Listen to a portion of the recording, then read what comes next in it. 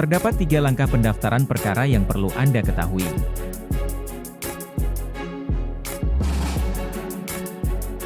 Langkah pertama, penuhi syarat berperkara, sesuai dengan maksud dan tujuan Anda.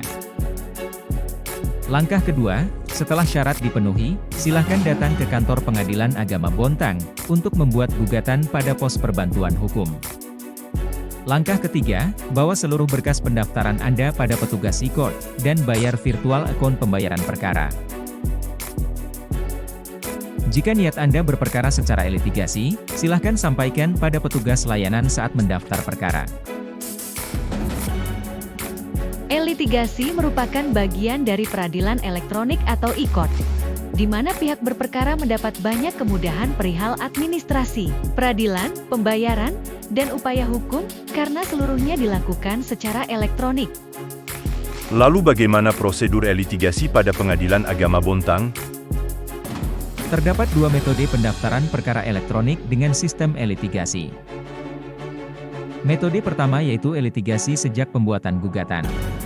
Saat membuat gugatan pada pos perbantuan hukum, termohon atau tergugat siap membubuhkan alamat email dan nomor telepon pada dokumen gugatan dan disampaikan pada petugas pos Bakum.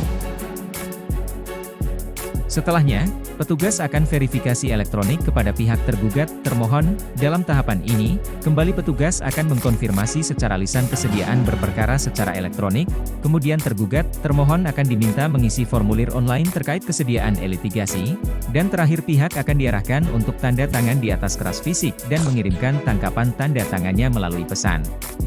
Seluruh bukti verifikasi elektronik tersebut akan dimasukkan ke dalam berkas perkara.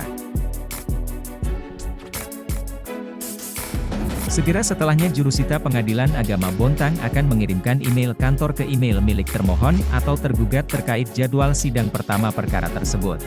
Pada saat tergugat atau termohon hadir pada sidang pertama, tergugat atau termohon akan kembali diminta mengisi formulir kesediaan berperkara secara elektronik oleh majelis hakim.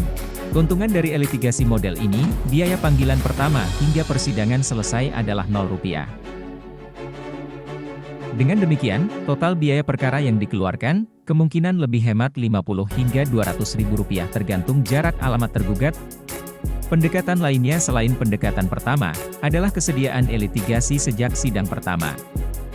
Saat membuat gugatan dan daftar perkara, pihak tidak perlu memberikan email dan nomor telepon termohon atau tergugat. Pihak termohon atau tergugat langsung hadir pada sidang pertama dan langsung mengisi formulir kesediaan elektronik yang diarahkan hakim pengadilan dibantu petugas. Biaya perkara dengan metode e-litigasi ini tetap lebih murah dibanding tanpa e-litigasi. Akan tetapi, dibanding metode sebelumnya, pihak termohon atau tergugat masih harus menanggung biaya panggilan sidang pertama. Selain menguntungkan secara biaya, pendaftaran metode e-litigasi mendapat serangkaian manfaat. Antara lain diantaranya berikut ini. Terima kasih karena telah menonton. Silahkan hubungi Wasinta untuk informasi lebih lanjut.